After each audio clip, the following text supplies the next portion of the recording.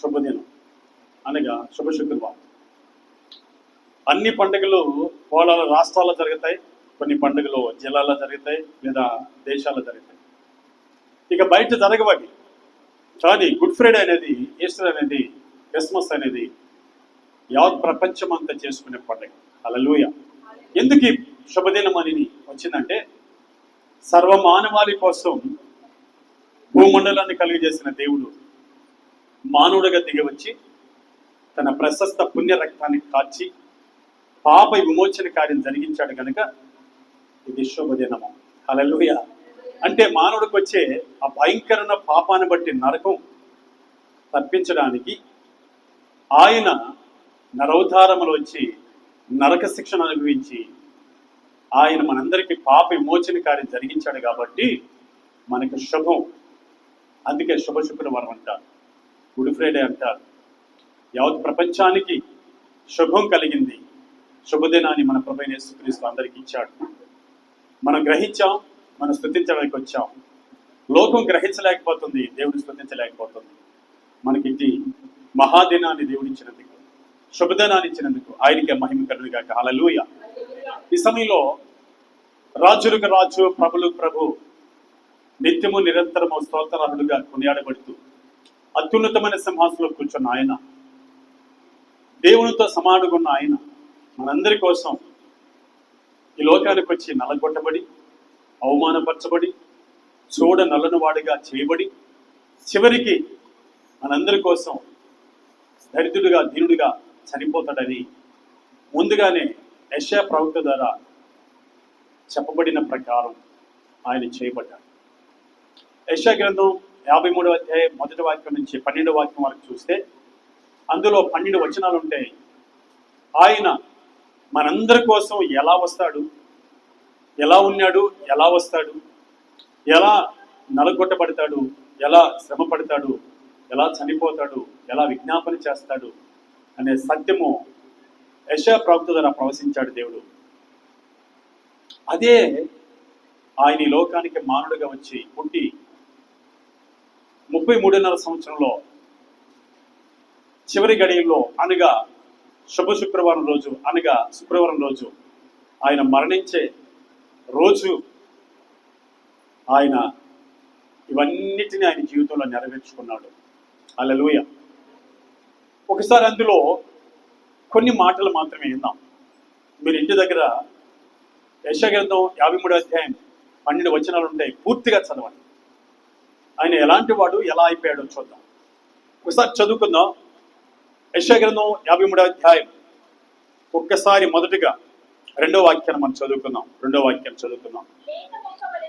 లేత మొక్క వలెను,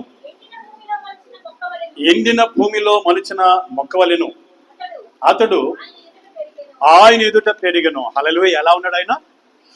లేత మొక్క వలె పెరిగాడు, లేత మొక్క వలె ఉన్నాడు. ఈ లేత మొక్క చాలా అందంగా ఉంటుంది, చూడడానికి చాలా మంచి రంగులో ఉంటుంది. అలాగనే ఆయన 10,000 మందిలో గుర్తింపదగిన వాడు, అతి సుందరుడు, అతి మనోహరుడు అని పరమగీతంలో షొలంబతి వర్ణిస్తుంది. ఇలాంటి మహనీయుడు, కోట్లాను కోట్ల దేవదూతలతో కొనియాడబడుతున్న ఆయన మనందరి కోసం ఏమి చేయబడ్డాడో ఈ అధ్యాయం అంతా చెప్తుంది. ఏదైతే ప్రవశించాడో దేవుడి అధ్యాయంలో అది ఆయన జీవితంలో నెరవేరింది. అందులో ఇంకో 2 వచనాలు చూసుకొని మనం ముందుకెళ్దాం. చూడండి, 7వ వాక్యం కూడా ఒకసారి చదువుకుందాం. అతడు దౌర్జన్యమునందెను, బాధింపబడినను, అతడు నోరు తెరవలేదు. వదకు తేబడు గొర్రె పిల్లయు, మొచ్చు కత్తిరించువాని ఎదుట గొరియు మౌనముగా ఉండినట్లు అతడు నోరు తెరవలేదు. హల్లెలూయా.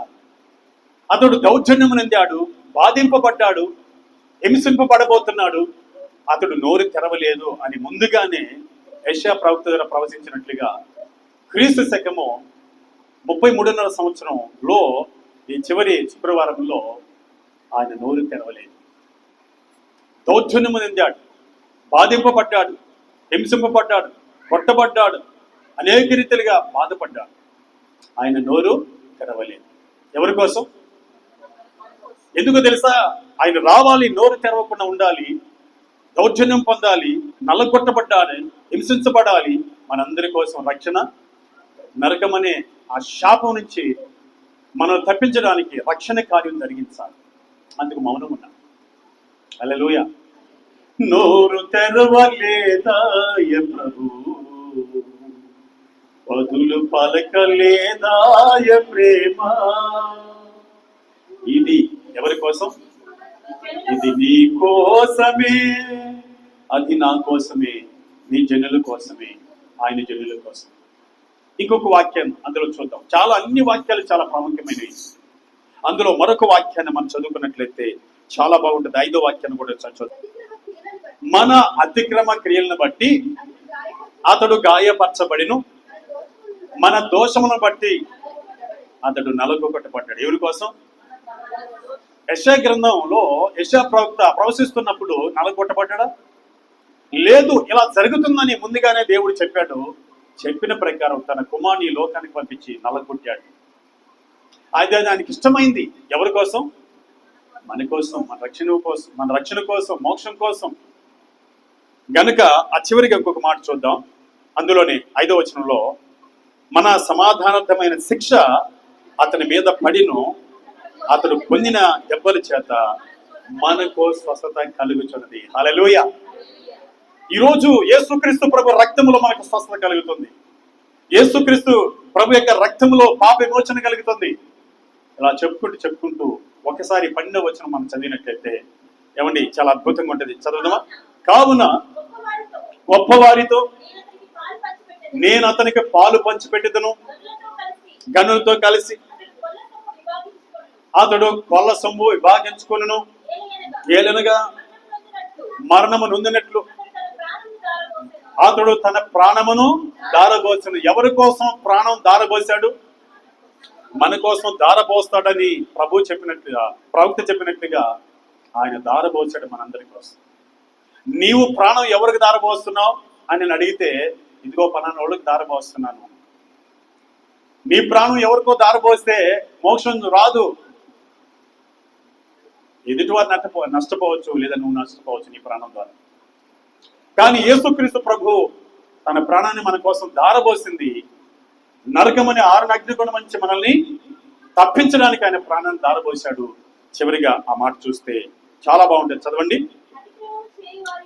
అతిక్రమం చేయవారిలో ఎంచబడిన వాడాయను, అనేకుల పాపమును భరించుచు తిరుగుబాటు చేసిన వారి గూర్చి విజ్ఞాపనం చేసెను. హల్లెలూయా. తిరుగుబాటు చేసే వారిని గురించి ఏం చేశాడంట? విజ్ఞాపన చేశాడు. హల్లెలూయా. కనుక నా సహోదరి సోదరా, ఆయన మన కోసం విజ్ఞాపన చేశాడు. మనం కూడా తిరుగుబాటు చేశాం. ఆదాములో వచ్చిన ప్రతి మానవుడు స్వభావం ఎలాంటిదంటే తిరుగుబాటు స్వభావం, అతిక్రమం కలిగిన వారం. కనుక మనందరి కోసం ఇలా వస్తాడని చెప్పినట్టుగా యెషయా ప్రవక్త ద్వారా మన కోసం వచ్చాడు. ఆయన 33వ సంవత్సరంలో చివరి గడియల్లో, అనగా ఆ చివరి శుక్రవారం లేదా ఫ్రైడే, మనందరి కోసం కలువరి శిలువలో ఆయన సిలువ వేయబడి 9 గంటలకు సిలువ వేశారు ఉదయకాల సమయంలో. సాయంత్రం 3 గంటల వరకు, అనగా 6 గంటల సేపు సిలువ మేకుల మీద ఆయన విరలాడుతూ ఉన్నాడు. ఆయన బాధపడుతున్నాడు, ఆయన హింసించబడుతున్నాడు. ఆయన ముఖం చూడనల్ల లేకుండా పోయింది. ఆయన 10,000 మందిలో గుర్తింపదగిన వాడు చూడ నల్లని వాడిగా మారిపోయాడు. అతి సుందరుడు, అతి మనోహరుడు. ఆయన దవడలు లోపలికి లాక్కుపోయినాయి. ఆయన నాలుక అంగిటికి అంటుకుపోయిందని, ఆయన రక్తమంతా కారి పడిగట్టిందని. ఆయన మనందరి కోసం ఒక్క రక్త పొట్టు కూడా ఉంచుకోకుండా ఆయన మనందరి కోసం కార్చాడు, ధారపోశాడు. ఇలాంటి టైంలో ఒక వ్యక్తి మరణించే టైంలో మాట్లాడే మాటలు చాలా విలువైనవి. కనుక ఆ విలువైన మాటలు మన జీవితాలకు ఏవి నేర్పుతున్నాయి? యేసుక్రీస్తు ప్రభు చివరి గడిలో మాట్లాడిన ఆ 7 మాటలు మనకేమి నేర్పుతున్నాయి? మనం ఏం నేర్చుకున్నాం? అందులో పరమార్థం ఏంటి? ఆయన కోసం మాట్లాడలేదు.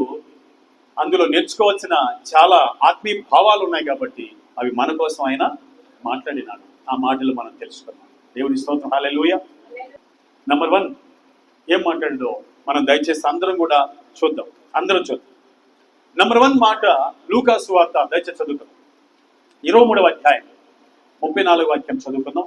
మన ప్రభువైన యేసుక్రీస్తు మనందరి కోసం కలువరి శిలువలో 6 గంటల సేపు రక్తమంతా కాచి గాయాలు పాలై నలగొట్టబడి అవమానపరచబడుతూ ఉమ్మవేయించుకొని మొక్కాన ఇప్పుడు మాట్లాడుతున్న మాట, మొదటి మాట, యేసు తండ్రి వీరేమి చేస్తున్నారో వీరు ఎరగరు గనుక వీరిని క్షమించమని చెప్పాను. హల్లెలూయా. నంబర్ 1 ఆయన మాట్లాడిన అమూల్యమైన మాట ఏంటంటే, యేసు ప్రభు ఏమండి ఎంత ప్రేమ కలిగి మాట్లాడుతున్నాడో ఈ మాటను చూద్దాం. ఆయన అవమానపరిచారు, సిలువ కొయ్యకు లేదా సిలువ మానుకు 3 మేకులతో దిగొట్టారు. ఒకరి దగ్గర 40 కొడా దెబ్బలు వీపు మీద కొట్టారు, తలలో ముళ్ళ కిరీటం పెట్టారు, ముఖం మీద ఉమ్మి వేశారు, ఆయన గుద్దారు ముసుగు వేసి, ఆయన అవమానపరిచారు. ఇలాంటి సమయంలో ఆయన మాట్లాడుతున్న మాట నంబర్ 1 ఏమంటున్నాడు? వీరేమి చేయుచున్నారు వీరికి తెలియదు కనుక వీరిని క్షమించండి. హల్లెలూయా. ఇలా మాట్లాడతాడని యెషయా ప్రవక్త ద్వారా ఇందాకే మనం చదివాం. యెషయా గ్రంథం 53వ అధ్యాయం 12వ వాక్యం లాస్ట్ లైన్ మనం చదివినప్పుడు, తిరుగుబాటు చేయవారి విషయంలో విజ్ఞాపన చేశాను. హల్లెలూయా. ఏమని విజ్ఞాపన చేశాడు? తండ్రి వీరేమి చేయుచున్నారో వీరెరుగురు కనుక వీరిని క్షమించండి అని యెషయా ప్రవక్త ద్వారా ముందుగా చెప్పినట్టే ఆయన ప్రాణ ధారబోస్తూ ప్రాణం త్యాగం చేస్తూ రక్తసిక్తముగా ఉన్న ఆయన ఏమన్నాడు తెలుసా? తండ్రి వీరేమి చేయుచున్నారో వీరెరుగురు కనుక వీరిని క్షమించండి. ఈరోజు ఈ మాట మనకేమి నేర్పుతుంది? ఈ మొదటి మాట ఏమి నేర్పుతుందంటే నీ పట్ల కూడా ఎవరైనా తప్పిదం చేసినప్పుడు, అన్యాయం చేసినప్పుడు, దౌర్జన్యం చేసినప్పుడు నీవు కూడా ఏం చేయాలి? క్షమించాలి. క్షమించే మనసు మనకు కలిగి ఉండాలి. మన ప్రభు ఎందుకు మాట్లాడాడంటే ఆయన మాదిరికరంగా మాట్లాడాడు. మనము క్షమించడానికి, మనం క్షమిస్తే వచ్చే ఆశీర్వాదాలు మనం చూడబోతాం. హల్లెలూయా. మొదటగా యేసు ప్రభు క్షమించాడు. తర్వాత యేసు నుండి విశ్వాసం ఉంచిన స్తెఫను క్షమించాడు. సరే చూద్దాం. అపోస్తుల గ్రంథం అపోస్తుల కార్యములు 7వ అధ్యాయం 58వ వాక్యాన్ని మనం చదువుకుందాం. అపోస్తుల కార్యములు 7వ అధ్యాయము 58వ వాక్యాన్ని చదువుకుందాం. పట్టణపు వెలుపలికి అతన్ని వెళ్ళగొట్టి రాళ్ళు రువి చంపిరి. సాక్షులు సౌలు అను ఒక యవనుని పాదముల యొద్ద తమ వస్త్రములు పెట్టిరి. తర్వాత 60వ వచనం చదువుకుందాం. అతడు మోకాల్లోని, ప్రభువా వారి మీద ఈ పాపము మోపకమని గొప్ప శబ్దముతో పలికెను. హల్లెలూయా. అంటే తనను రాళ్ళతో కొట్టి చంపుతూ ఉండగా ఆయన ఏమన్నాడు? ప్రభువా ఈ పాపము అనగా నన్ను చంపుతున్న ఈ పాపము వారి మీద మోపకం. వారు నన్ను కొడుతున్నారు, రాళ్లతో హింసిస్తున్నారు, రాళ్లతో చంపుతున్నారు. అయితే వాళ్ళు చంపుతున్న ఈ భయంకరమైన మరణ శిక్ష వారి మీదకి రానికుండా క్షమించము అంటున్నారు. మొదటిగా ఎవరు క్షమించారు? యేసుక్రీస్తు ప్రభుని అనుసరిస్తూ ఎవరు క్షమించారు? స్తెఫను క్షమించారు. దేవుని స్తోత్రం. హల్లెలూయా. స్తెఫను క్షమించాడండి. యేసు ద్వారా నేర్చుకున్న మాట ఆయన కొనసాగింపజేశారు. ఈరోజు నీవు కూడా క్షమించాలి. క్షమిస్తే మంచిది. క్షమిస్తే వచ్చే ఆశీర్వాదాలు మనం చూద్దాం. దేవుని స్తోత్రం. హల్లెలూయా. ఒకసారి చదువుకుందాం. క్షమిస్తే మంచిదని భక్తుడైన పౌలు చెప్తున్నాడు. 2 కొరింథీ రాసిన పత్రిక 2వ అధ్యాయం 7వ వాక్యాన్ని మనం చదువుకుందాం. చూడండి మాటలు. 2 కొరింథీ రాసిన పత్రిక 2వ అధ్యాయం 7వ వాక్యం. త్వరగా. గనుక మీరు వానినిక శిక్షింపక క్షమించి ఆదరించుట మంచిది. హల్లెలూయా. ఒక వ్యక్తి మీ ఎదుట ఏదైనా తప్పు చేసినప్పుడు, మీ పట్ల అపరాధం చేసినప్పుడు ఏం చేయాలంట? క్షమించండి, హింసించొద్దు. అలా చేయట మంచిది. క్షమించడం మంచిది, ఆదరించడం మంచిది అంటూ ఇంకేం చెప్తున్నాడు చూద్దాం. లేని ఎడల ఒకవేళ వాడు అత్యధికమైన దుఃఖములో మునిగిపోవును. నువ్వు క్షమించకపోతే, ఒకవేళ నీ భార్యని క్షమించకపోతే, నీ స్నేహితుని క్షమించకపోతే, నీ భర్తని క్షమించకపోతే, నీ కుమారుని క్షమించకపోతే, లేదా ఎదుటి వారిని క్షమించకపోతే అత్యధికమైన దుఃఖములో మునిగిపోవును. మునిగిపోయి ఏమైపోతాడో, ఒకవేళ నష్టపోయాడు అనుకోండి, ఆ పాపం నీ మీదకి వస్తుంది. కనుక ఏం చేయాలంట? క్షమించాలి. కంటిన్యూ చేద్దామా. కావున వాని ఎడల నీ ప్రేమను స్థిరపరచవలనని మిమ్మల్ని బతిమాలుకొనుచున్నాను. హల్లెలూయా. అంటే క్షమించావంటే వాళ్ళ పట్ల ప్రేమను స్థిరపరుస్తున్నావు. హల్లెలూయా. ఎప్పుడు క్షమిస్తున్నావో నీకు మంచి ఆశీర్వాదాలు దొరుకుతాయి. చూద్దాం మా మాటలు, దయచేసి మనం చదువుకుందాం. కంటిన్యూ చేద్దాం. నెంబర్ 1, ఏంటి క్షమిస్తే మంచిది వచ్చే ఆశీర్వాదము? కంటిన్యూ చేద్దామా. మీరు అన్ని విషయములందు విధులై ఉన్నారేమో అని మీ యోగ్యత తెలుసుకున్నట్టుగా కదా పూర్వం మీకు రాసితిని, అనగా మునుపు ఒకసారి ఈ విషయాలు తెలుసుకోవడానికి రాసితిని అంటూ పౌలు గారు కొరింథీ సంఘానికి చెబుతున్నాడు. ఇక ముందుకొద్దాం. మీరు దేని గురించి అయినను ఎవరిని క్షమించుచున్నారో నేను వారిని క్షమించుచున్నాను. పౌలు గారు కూడా క్షమిస్తున్నాడు. ఏమండి, ఎవరు క్షమిస్తున్నారు? ఫస్ట్ దేవుడు క్షమించమంటున్నాడు. ప్రభు అయిన యేసుక్రీస్తు క్షమిస్తున్నాడు. తర్వాత స్తెఫను క్షమిస్తున్నాడు. తర్వాత పౌలు గారు కూడా క్షమిస్తున్నాడు. మీరు కూడా క్షమించమని చెప్తున్నాడు. క్షమిస్తే వచ్చే ఆశీర్వాదం ఏంటో కింద కంటిన్యూ చేద్దామా. నేనేమైనా క్షమించి ఉంటే సాతాను మనలో మోసపరుచుకున్నట్లు మీ నిమిత్తం క్రీస్తు సముఖమునందు క్షమించి ఉన్నాను. హల్లెలూయా. నెంబర్ 1, ఎందుకు క్షమించాలో తెలుసా? సాతాను మనల్ని మోసపరుచుకున్నట్లు క్షమించాలి. సాతాను మనల్ని మోసపరుస్తాడు. ఏమండి, సాతాను మనల్ని మోసపరుచుకున్నట్లు మనం ఏం చేయాలి? క్షమించాలి. ఒకవేళ క్షమించకపోతే సాతాను ఏం చేస్తాడు? మనల్ని మోసం చేస్తాడు. 2 కొరింథీ రాసిన పత్రిక 2వ అధ్యాయము కంటిన్యూ చేద్దాం. నేనేమైనా క్షమించి ఉంటే సాతాను మనల్ని మోసపరుచుకున్నట్లు మీ నిమిత్తం క్రీస్తు సముఖమునందు క్షమించి ఉన్నాను. దేవుని స్తోత్రం. హల్లెలూయా అంటూ ఒక గొప్ప మాట అంటాడు. కింద చదువుదామా. సాతాను తంత్రములను మనము ఎరగని వారము ఒకవేళ మనం క్షమించకపోతే ఎదుటి వాడిలో చేరి మనల్ని పాడైనా చేస్తాడు, లేదా మనమైన ఆ వ్యక్తిని ఏం చేస్తాం? పాడు చేస్తాం. ఎవరు చేపించేది పని? సాతాను.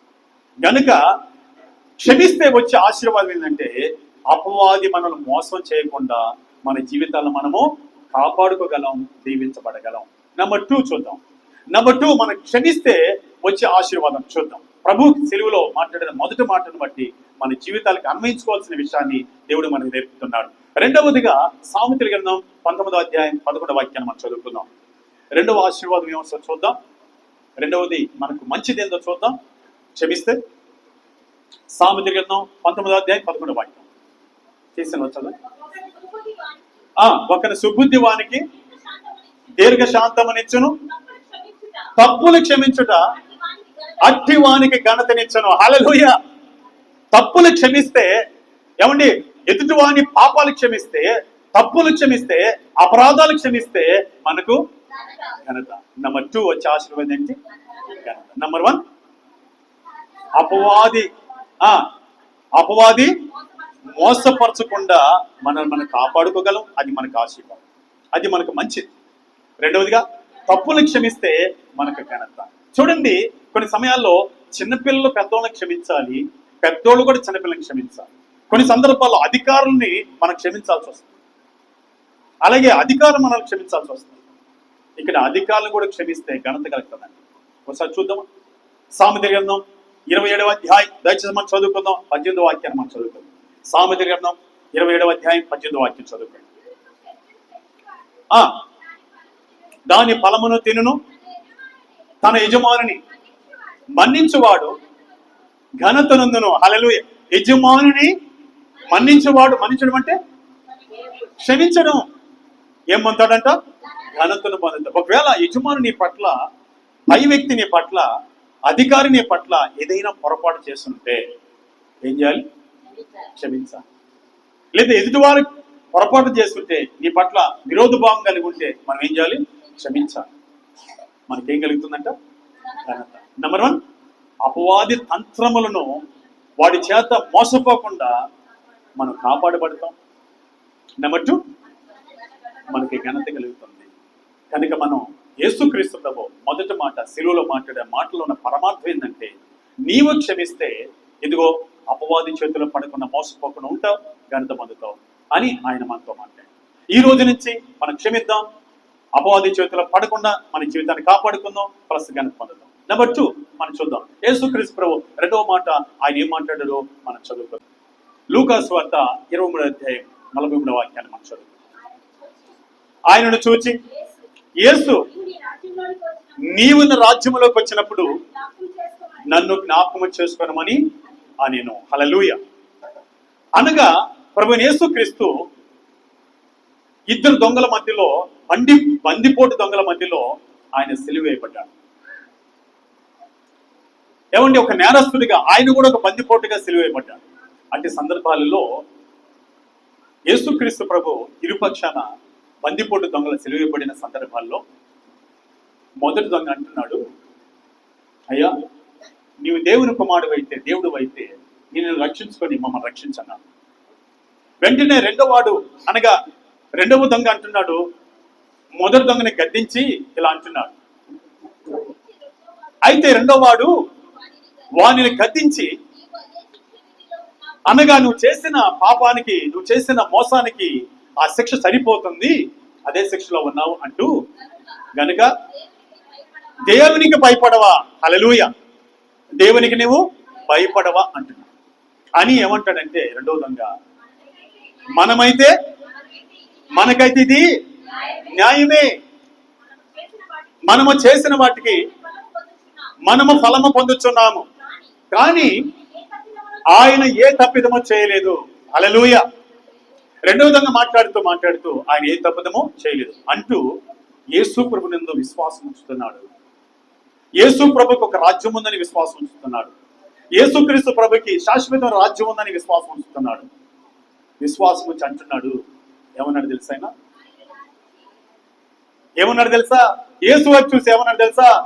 యేసు నీ రాజ్యముతో వచ్చినప్పుడు నన్ను జ్ఞాపకం చేసుకున్నాడు. వెంటనే యేసు ప్రభు రెండో మాట అంటున్నాడు, అందుకైనా వానితో నేడు నీవు నాతో కూడా పరదేశంలో ఉండు అని. హల్లెలూయా. రెండవ మాట ఎందుకన్నాడు ఆయన మాట అని అంటే, రెండవ దొంగ విశ్వాసం ఉంచుతున్నాడు, మొదటి దొంగ విశ్వాసం ఉంచడం లేదు. ఏమండి, ఈరోజు సహోదరి సోదరా, మనము రెండవ మాట మనం అన్వయించుకోవాల్సిన విషయం ఏంటంటే, యేసు ప్రభు పలికిన రెండవ మాటలో ఉన్న పరమార్థాన్ని అన్వయించుకోవాల్సిన విషయం ఏంటంటే, మన జీవితానికి రెండవ దొంగ ఎలా విశ్వాసం ఉంచాడో అలా విశ్వాసం ఉంచి ఆ పరదేశంలో పరలోకంలో మనం పొందాలన్నది దేవుని యొక్క చిత్తం. దేవుని స్తోత్రం. హల్లెలూయా. ఈరోజు నీవు నేను ప్రభు దగ్గరికి వస్తున్నాం కానీ విశ్వాసం ఉంచడం లేదు. ఏమండి, ఆయనకి ఏమన్నా సమయం తర్వాత ఉందా? కొన్ని క్షణాల్లో, కొన్ని నిమిషాల్లో, కొన్ని గడియలు కూడా లేకపోవచ్చేమో. విశ్వాసం ఉంచాడు, తక్షణం ఏం పొందాడు? పరదేశంలో చోటు పొందుకున్నాడు. దేవుని స్తోత్రం. ఈరోజు మారు మనసు పొందక యవన బిడ్డలు, పెద్దలు యేసునందు విశ్వాసం ఉంచక రక్షణ పొందలేకపోతున్నారు, పరదేశంలో చోటు పొందలేకపోతున్నారు, పరలోక రాజ్యానికి వారసులు కాలేకపోతున్నారు. కేవలం మనం చేయాల్సిన పని ఏంటో తెలుసా? యేసునందు విశ్వాసం ఉంచాలి. ఏంటి విశ్వాసం? ఒకసారి చూద్దాం. విశ్వాసం ఉంచాలి. ఏంటి విశ్వాసం ఉంచడం అంటే, మనం చదువుకుందాం. రోమపత్రిక 10వ అధ్యాయం మనం చదివినట్లయితే చూడండి ఆ మాట. రోమపత్రిక 10వ అధ్యాయం 9వ వాక్యం చదువుకుందాం. అదేమనగా, యేసు ప్రభువని నీ నోటితో ఒప్పుకొని దేవుడు మృతుల్లో నుండి ఆయనను లేపినని నీ హృదయం ముందు విశ్వసించిన యెడల నీవు రక్షించబడదు. హల్లెలూయా. ఇప్పుడు సిలువలో రెండవ దొంగ ఏం చేశాడు? విశ్వాసం ఇచ్చాడు. ఆయన రక్షణ పొందాడు, అనగా పరదేశంలో స్థానం పొందుకున్నాడు. ఈరోజు మనం చేయాల్సిన పని ఏం తెలుసా? అదేమనగా అంటే విశ్వాసం ఎలా ఉంచాలి? అదేమనగా, దేవుడు మృతువుల నుండి ఆయనను లేపనని నీవు విశ్వసించిన యెడల నీవు రక్షణ పొందదు. ఏమండి, ఇదే మాట మార్క్స్ వార్త 16:16 మనం చదివినట్లయితే త్వరగా చూడండి ఆ మాటను, అద్భుతంగా ఉంటుంది ఆ మాట. మార్క్స్ వార్త 16:16 వాక్యాన్ని మనం చదువుకున్నాం. నమ్మి బాప్తిసం పొందిన వాడు రక్షణ పొందును, నమ్మని వానికి శిక్ష విధించబడును. ఏమండి, సిలువ దంగ రెండవ దంగ నమ్మాడు కానీ బాప్తిసం పొందాడా అంటే ఆయనకి సమయం లేదు. కానీ నీకు సమయం ఉంది. నువ్వు ఇంకా మారు మనసు పొందవు, ఇంకా ఆయన నమ్మవు, ఇంకా ఆయన రక్తంలో నీ పాపాలు కడుక్కో అనగా బాప్తిసం పొందవు. ఏమి నమ్మాలి? ఆయన మృతుల నుండి లేపాడు, నీ కోసం ఆయన చనిపోయాడు. ఆయన నీ కోసం చనిపోయిన సంగతి నువ్వు గుర్తించడం లేదు. నీకేమో అవసరమో అని నువ్వు గుర్తించడం లేదు. కానీ ఒక విషయం చెప్తున్నాను, ఆయనకు నువ్వు అవసరమని, నా వల్ల ఆయనకి ఆదాయం ఉందని ఆయన నువ్వు అనుకుంటున్నావు. వాస్తవం చెప్పాలంటే నువ్వు ఆయనకేం అవసరం లేదు. నువ్వే పాటి పడి సోదర ఆయన ప్రేమ కలిగిన దేవుడు కాబట్టి, కరుణామయుడు కాబట్టి, ఆయన స్వరూపంలో ఆయన రూపంలో నిన్ను కలిగి చేసుకున్నాడు కాబట్టి, నువ్వు నశించబోవడం ఆయనకి ఇష్టం లేదు కాబట్టి, అందుకే ఆయన రక్తం కార్చాడు, ప్రాణం పెట్టాడు, చనిపోయిన తిరిగి లేచాడు.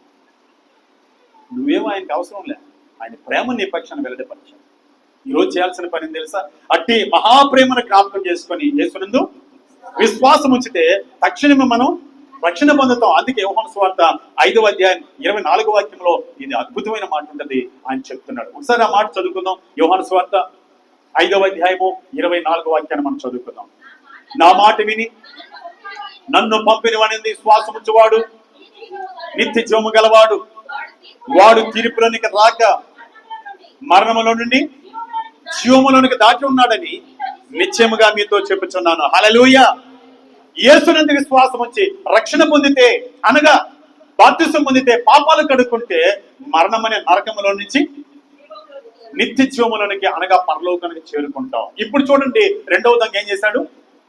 విశ్వాసం ఉంచాడు, మరణములో నుండి జీవం దాటాడు. మొదటి దంగ విశ్వాసం ఉంచలేదు, మరణానికి వెళ్ళిపోయాడు అనగా నరకానికి వెళ్ళిపోయాడు. సహోదరి సోదరా, ఈ మధ్యాహ్న కాల సమయంలో రెండవ దంగతో దేవుడు మాట్లాడినట్లుగా, ప్రభువైన యేసుక్రీస్తు మాట్లాడినట్లుగా, నేడు నీవు నాతో కూడా పరదేశంలో ఉంటావు అని ఈ వాక్యాన్ని నువ్వు పొందాలనుకుంటే ఆయన ఎందు విశ్వాసము ఉంచాలి. మనకేం నేర్పుతుంది ఆ మాట? రెండవ మాట, విశ్వాసం ఉంచావు కాబట్టి నువ్వు నా రాజ్యంలో స్థానం పొందుకుంటావు. మొదటిదంగా విశ్వాసం ఉంచలేదు కాబట్టి నా రాజ్యంలో నీకు చోటు లేదు అన్నట్టు ఆయన మౌనం ఉన్నాడు. ఈరోజు విశ్వాసం ఉంచిన వారు రక్షణ పొందుతారు. దేవుని స్తోత్రం. హల్లెలూయా. రక్షణ పొందుతారు అనగా పరదేశంలో చోటును సంపాదించుకుంటావు, లేదా పరలోక రాజ్యాన్ని సంపాదించుకుంటావు. అటు కృప పరిశుద్ధాత్మ దేవుడు మనకు సహాయం చేయను గాక. హల్లెలూయా, హల్లెలూయా. కనుక రెండవ మాట ఏం చెప్తుంది మనకు? ఆయనకు ఒక రాజ్యం ఉంది, ఆ రాజ్యం శాశ్వతమైంది, ఆ రాజ్యంలో చోటు ఉంది అని రెండవదంగా విశ్వసించినట్లుగా మనం విశ్వసించి ఆ స్థానాన్ని మనం పొందుకోవాలని, నమ్మి పొందుకోవాలని మనకు తెలియపరుస్తుంది ఆ మాట. అంటే కృప దేవుడు దయచేయను గాక. హల్లెలూయా. ఇక మూడవదిగా మనం చూస్తే సిలువలో ఆయన మాట్లాడిన మాట ఏమన్నాడు తెలుసా? ఆయన, అమ్మా ఇదిగో నీ కుమారుడు అంటూ తల్లిని ఆదరిస్తున్నాడు, తల్లిని విడవక ప్రేమిస్తున్నాడు. అంటే ఆల్రెడీ ఆయన రక్తశక్తిలో ఉన్నాడు, ఎవరి సమస్యలిపోతున్నాడు, ఆల్రెడీ ఆయన చాలా దుర్భరమైన పరిస్థితుల్లో ఉన్నాడు. అయినా కూడా తల్లిని ఏం చేస్తున్నాడు? ఓదారుస్తున్నాడు, ఆదరిస్తున్నాడు, ప్రేమిస్తున్నాడు. నా సహోదరి సోదరా, నీవు నేను మనం తెలుసుకోవాల్సిన విషయం ఏంటంటే, ఆయన కష్ట పరిస్థితుల్లో ఉన్న, దుర్భరమైన పరిస్థితుల్లో ఉన్న, రక్త సిద్ధముగా ఉన్న తన తల్లిని ఆదరిస్తున్నాడు, ప్రేమిస్తున్నాడు. మనము కూడా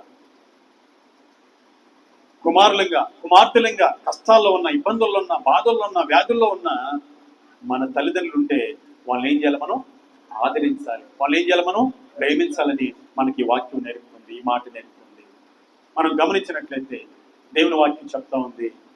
ఒకసారి ఆ మాటలు మనం చదవడానికి ప్రయత్నం చేద్దాం. చూడండి ఆ మాటలు. లూకా సువార్త 2వ అధ్యాయం 35వ వాక్యంలో ఆమె చాలా బాధపడతా ఉంది. బాధపడుతుందని దేవుని ప్రవక్త ద్వారా ముందుగానే చెప్పబడింది. ఇప్పుడు ఆయన వైపు చూసి బాధపడుతుండగా ఆయన ఆదరిస్తున్నాడు. ఒకసారి చదువుకుందాం. మరియు నీ హృదయంలోనికి ఒక ఖడ్గము దూసుకొని పోవునని ఆయన తల్లి అయిన మరియతో చెప్పిన సందర్భం ఏంటంటే యేసుక్రీస్తు ప్రభు పుట్టాడు. 8వ రోజు యెరూషలేము దేవాలయానికి యేసేపు మరియములు ఆయన ఎత్తుకొని దేవునికి ప్రతిష్ఠ చేయడానికి తీసుకొచ్చారు. సేవకు ప్రతిష్ఠ చేయడానికి తీసుకొచ్చారు. ఆ రోజుల్లో ధర్మశాస్త్రం ప్రకారం ఏముందంటే దేవుడు చెప్పిన మాట ఏంటంటే తొలిసూరి పుట్టిన మగపిల్లని కానీ లేదా పశువుల్లో కానీ లేదా భూధాన్యములో కానీ మొదటిది ఎవరిదంట? దేవుడు. ఇప్పుడు యేసేపు మరియములు ఏమండి, యేసేపు మరియములు యేసు ప్రభు వారికి ఏమండి జన్మించిన తర్వాత వాళ్ళు ఇరువురు యేసుక్రీస్తు ప్రభుని చిన్న బిడ్డని యెరూషలేము దేవాలయానికి తీసుకుని వచ్చారు ప్రతిష్ఠ చేయడానికి.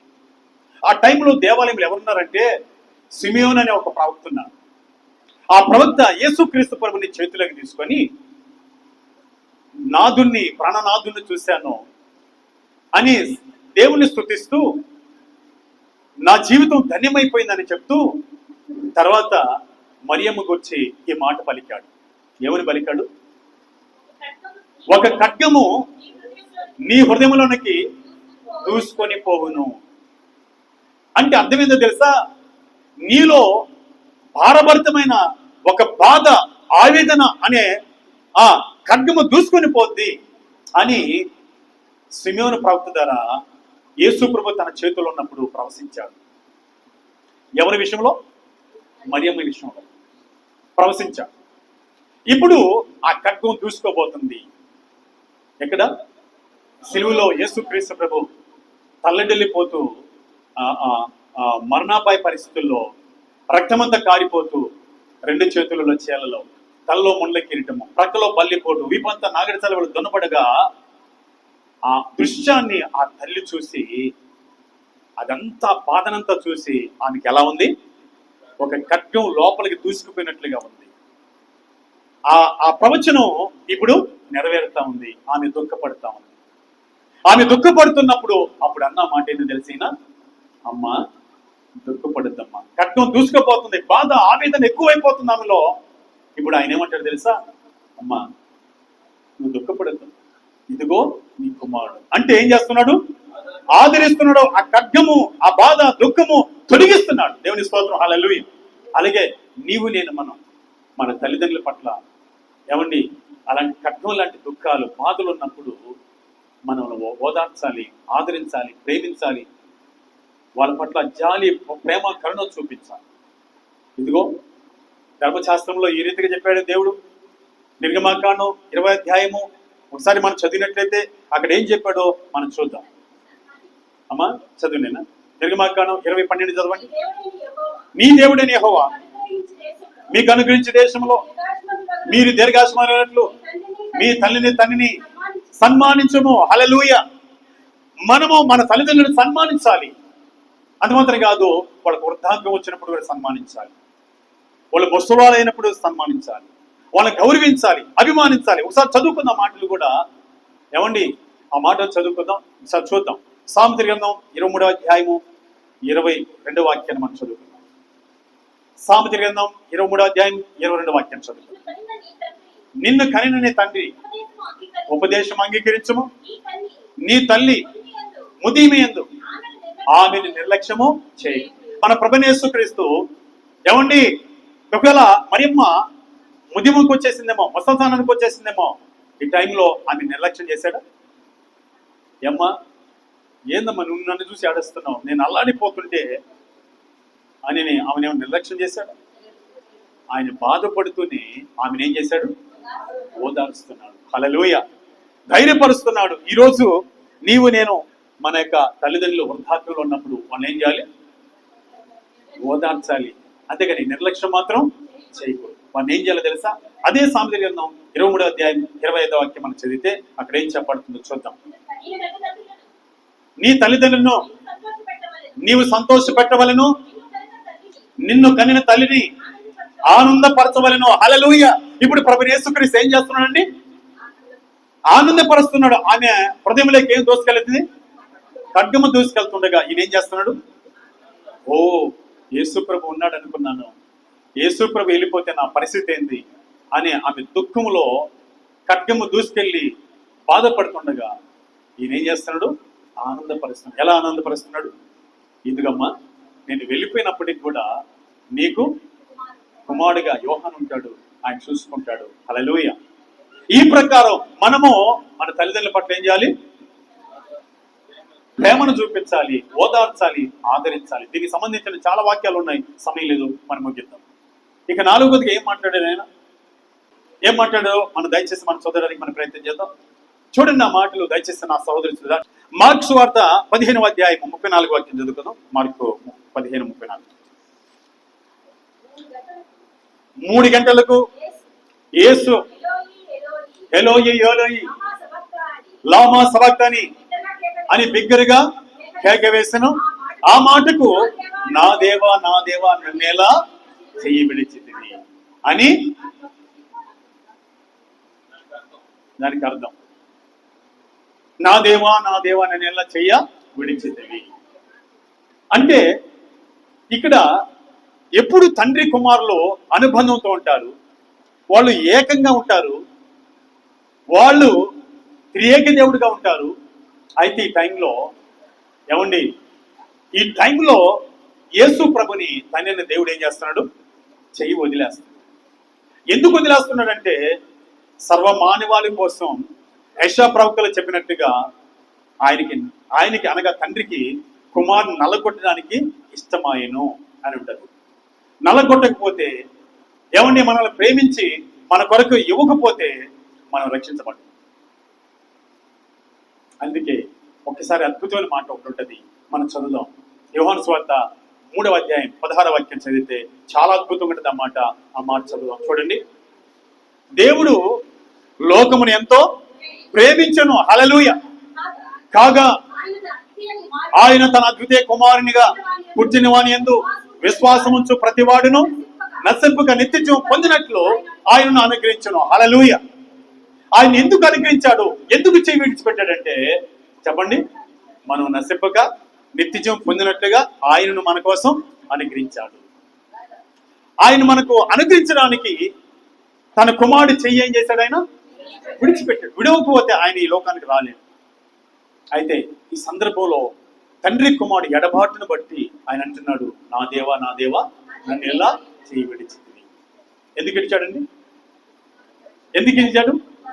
మనల్ని ఎంతగానో ప్రేమించి మనం నశింపుగా నిత్యజీవం పొందినట్లు తన కుమారుడు ద్వారా రక్షించడానికి తన కుమారుడు చేయిను విడిచాడు.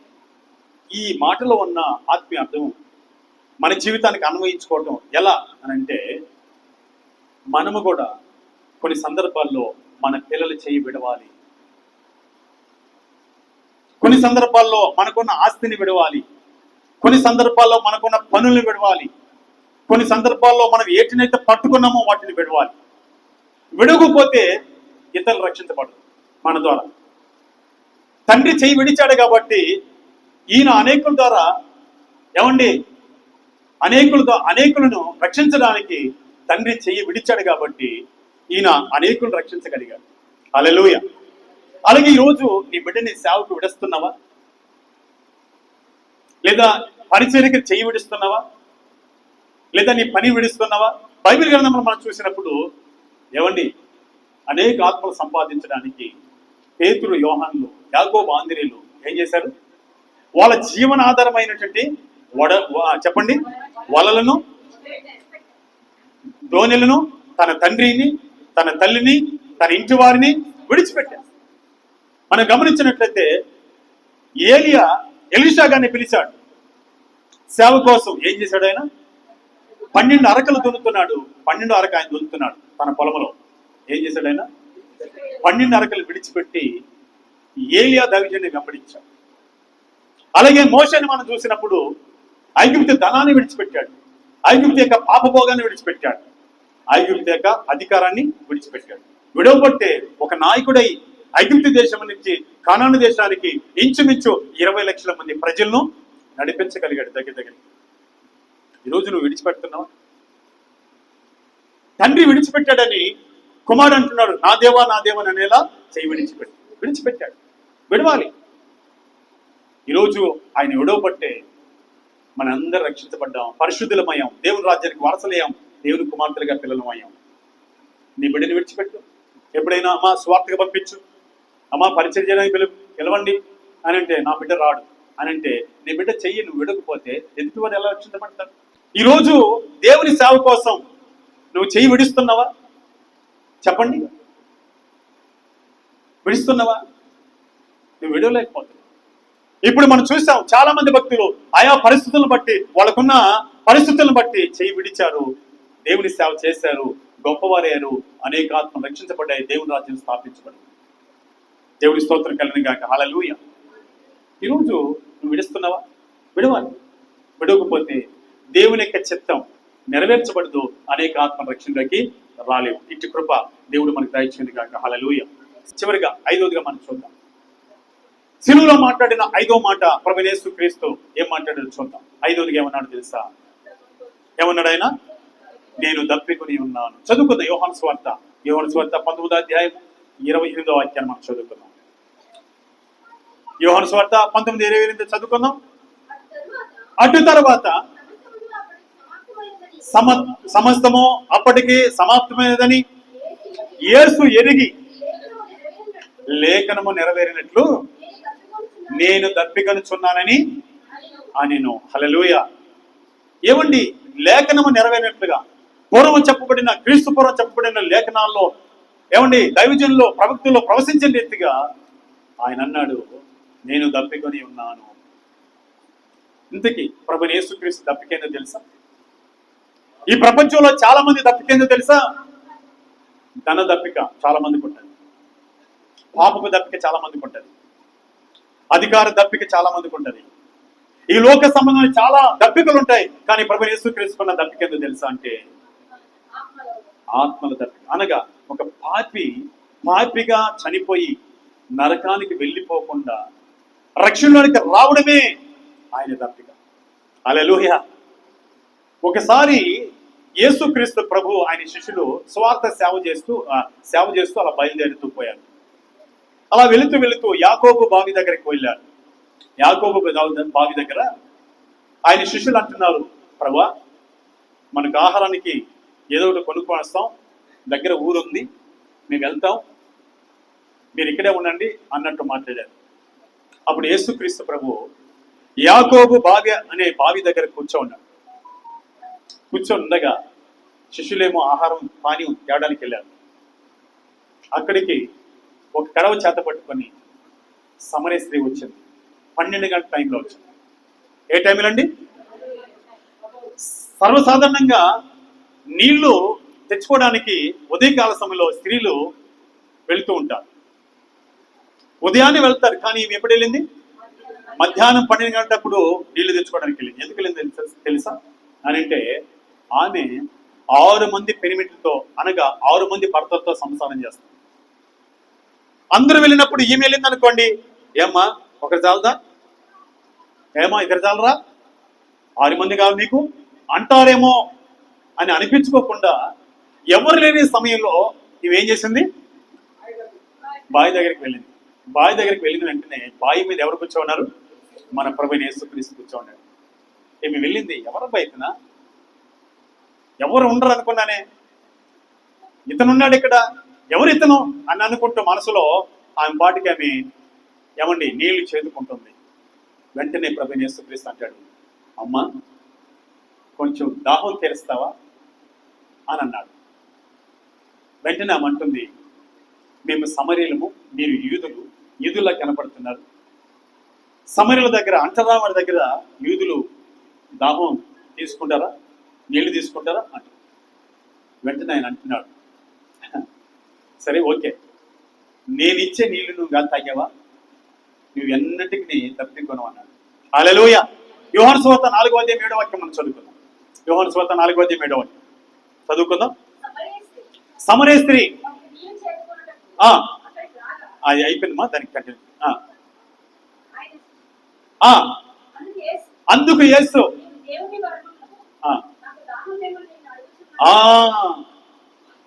నేను దాహం మిమ్మల్ని అడుగుతున్నాను. దేవుని స్తోత్రం. హల్లెలూయా. అమంటుంది సమరయుల దగ్గర యూదులు దాహం తీర్చుకుంటారు అంటుంది. సరే, ఇక్కడ చాలా స్టోరీ ఉంది, సమయం లేదు కాబట్టి ముందుకెళ్దాం. 14వ వాక్యం చదువుకుందాం. నేనిచ్చు నీళ్లు త్రాగువాడెవడును దప్పికొనడు. హల్లెలూయా. ఆమె ఏ దప్పికతో ఉంది? పెనిమిట్లు దప్పికతో ఉన్నారు. అనేక మంది భర్తల దప్పికతో ఉంది. ఎంతమంది? 6 మంది. నేనిచ్చే నీళ్ళుగా నువ్వు తాగేవా? నువ్వు ఎన్నటికి దప్పికొను అన్నాడు. ఈయన ఆమెను అడగ్గా ఆమె ఏమన్నది? సమరయుల దగ్గర యూదులు దప్పిక తీర్చుకోరు, నీళ్లు తాగరు అంటే యేసయ్య అంటాడు కొన్ని సంభాషణ జరిగిన తర్వాత అక్కడ, నేనిచ్చే నీళ్ళుగా నువ్వు తాగేవా? ఇంకెన్నటికి దప్పికొను అన్నాడు. అలాగైతే ఆ నీళ్లు ఎంత దూరం వచ్చి చేదుకోకుండా ఉండుటకు ఆ నీళ్లు నాకు ఇయ్యే అన్నాడు. వెంటనే యేసయ్య ఏమన్నాడు తెలుసా? ముందు నువ్వు వెళ్ళి నీ పెనిమిటిని పిలుచుకోరా, నీకు ఇప్పుడు 5 మంది పెనిమిట్లు ఉన్నారు, ఇప్పుడు ఉండేవాడు 6వ వాడు అన్నాడు. వెంటనే ఆశ్చర్యపోయింది.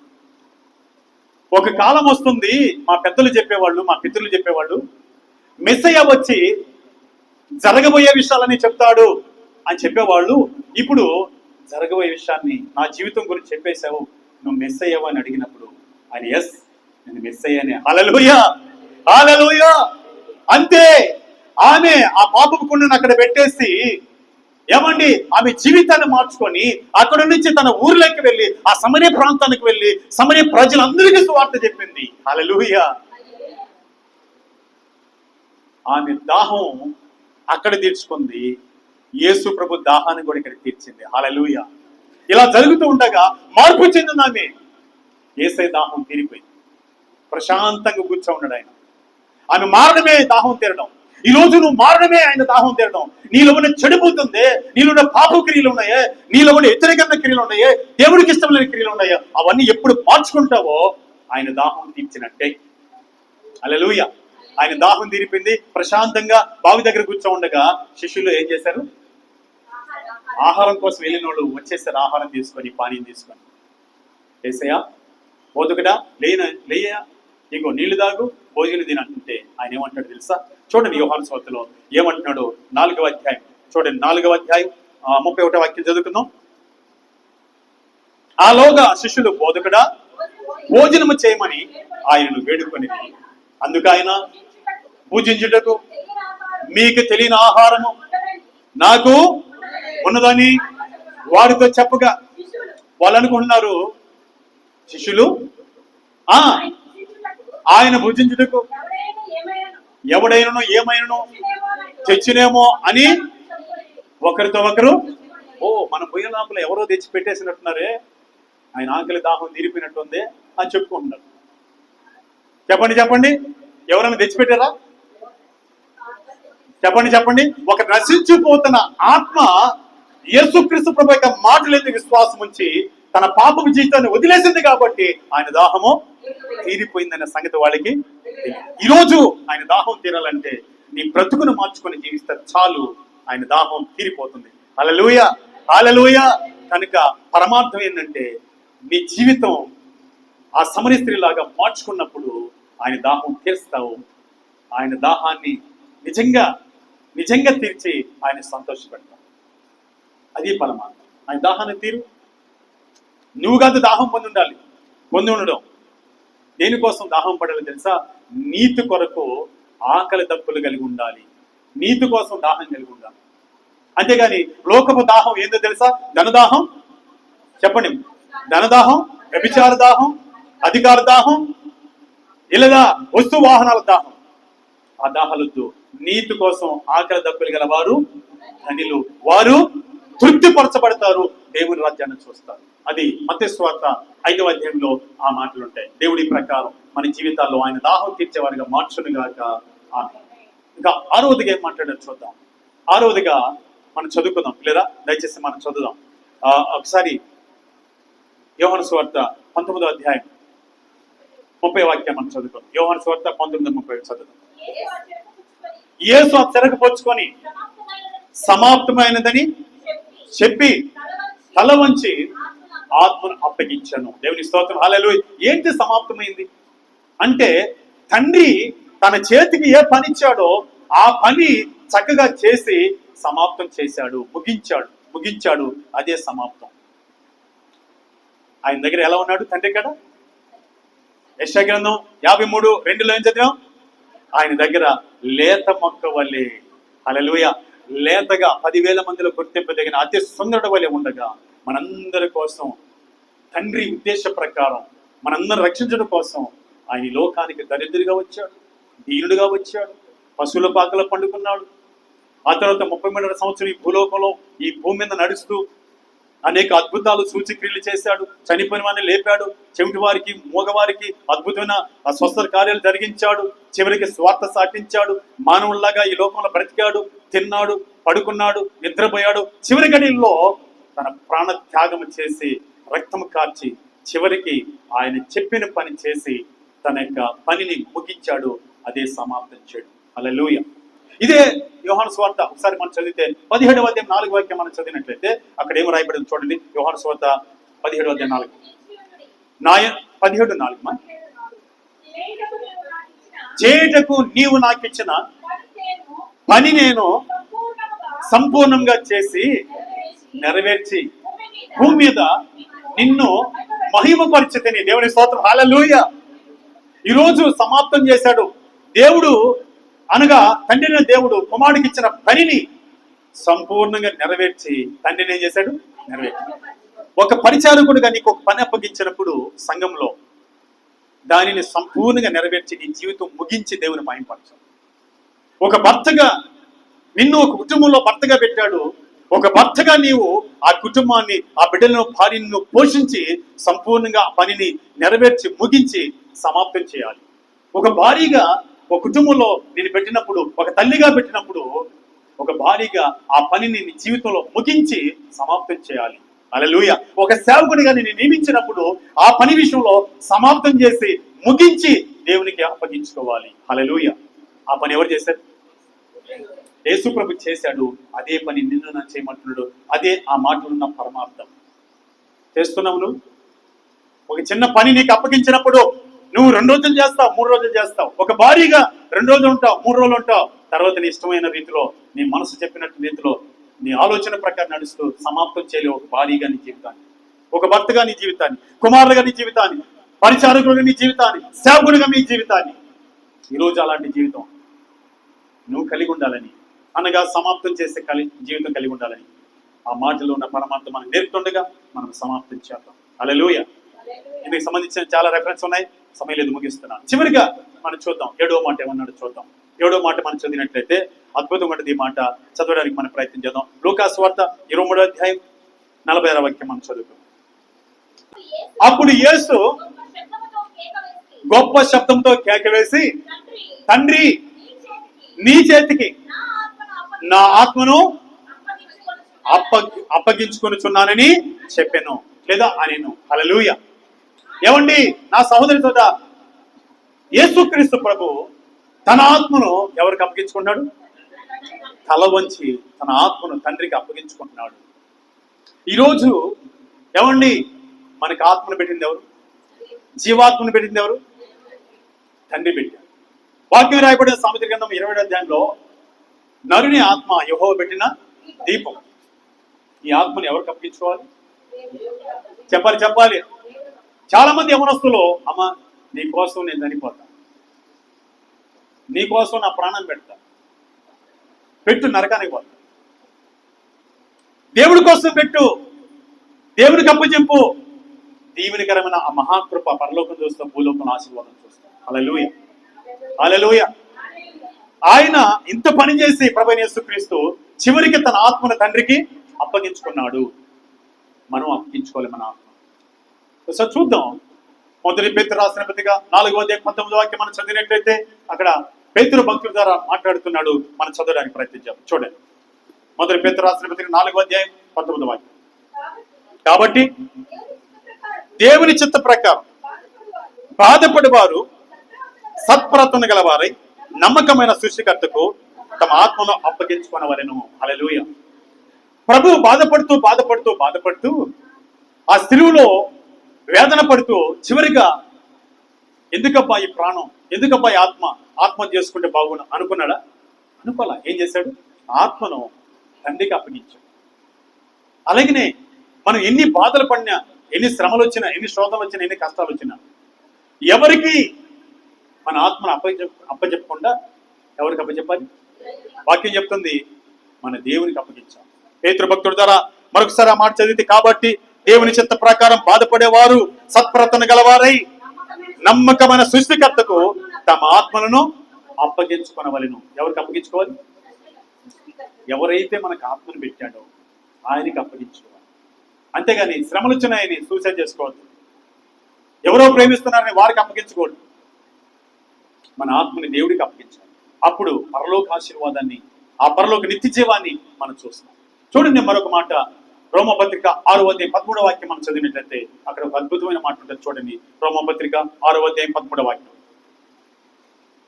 రోమపత్రిక, మరియు మీ అవయములను దుర్నీతి సాధనలుగా పాపమునకు అప్పగింపకూడి. అవయవాలు కూడా దేనికి అప్పగించకూడదు? మన శరీర భాగాలను, మన శరీర అవయవాలను పాపానికి అప్పగించకూడదు. మన ఆత్మను కూడా ఈ లోకానికి, పాపానికి, దేనికి అప్పగించకూడదు. ఎవరికి అప్పగించుకోవాలి? మన ప్రభువైన యేసుక్రీస్తు ఎవరికి అప్పగించుకున్నాడు? తండ్రిని దేవునికి అప్పగించుకున్నాడు తన ఆత్మని. మనం కూడా ఎన్ని బాధలు వచ్చినా, శ్రమలు వచ్చినా, శోధనలు వచ్చినా మన తండ్రికి మన ఆత్మను అప్పగించుకోవాలి, మన శరీర అవయవాలను అప్పగించుకోవాలి. ఇదిగో ప్రభువైన యేసుక్రీస్తు అప్పగించుకున్నాడు. ఓ మాట చెప్పనా, ఆయన ఎవరు పట్ల, ఆయన ఎవరు బాధపట్ల అంటే ఏంటి దీని అర్థం అంటే, ఆయన అంతటా ఆయనే బాధపడడానికి, ఆయన అంతటా ఆయన అప్పగించుకోవడానికి, చనిపోవడానికి అప్పగించుకున్నాడని యెషయా ప్రవక్త 53వ అధ్యాయంలో ఆయన ప్రవచించిన ప్రకారం ఆయన అప్పగించుకున్నాడు. హల్లెలూయా. చివరి మాట చదివి ముగిస్తున్నాను. చూడండి, యోహాను సువార్త 10వ అధ్యాయం 18వ వాక్యం మనం చదివినట్లయితే అక్కడ అద్భుతమైన మాట ఉంటుంది. ఇదిగో నా అంతటి నేనే ప్రాణం పెడుతున్నాను అంటున్నాను. చదువుకుందామా? ఆ మాట చెప్పి ముగిస్తాను. ఎవడును నా ప్రాణము తీసుకొనడు, నా అంతటి నేనే దాన్ని పెట్టుచున్నాను, దాన్ని పెట్టుటకు నాకు అధికారం కలదు, దాన్ని తిరిగి తీసుకున్నట్టుకు నాకు అధికారము నా తండ్రి వలన ఈ ఆజ్ఞ పొంది ఉన్నాను. దేవుని స్తోత్రం. హల్లెలూయా. మరి నీవు కూడా నా సహోదరి సోదరా ఈ అధికారం ఇప్పుడు పొందుతున్నావు కాబట్టి నీ అంతటి నీవు ఎవరికో పెట్టద్దు, దేవుడికి మాత్రం ఇవ్వాలి. నీ ఆత్మ, ఈ అవయవాలు ఇలా అప్పగించుకొని మన జీవితంలో ప్రభు ఏ క్షణంలో వచ్చినా, ప్రభు ఎప్పుడు మనల్ని పిలిచినా ఆ నిత్య రాజ్యంలో ఉండాలన్నదే ఆ మాటలు ఉన్న పరమార్థం. అట్టి కృప పరిశుద్ధాత్మ దేవుడు మనందరి జీవితాల్లో సహాయం చేయను గాక. ఆమేన్. హల్లెలూయా. ఇప్పుడు చెప్పుకుందాం, ఎన్ని మాటలు మాట్లాడేది ఆయన.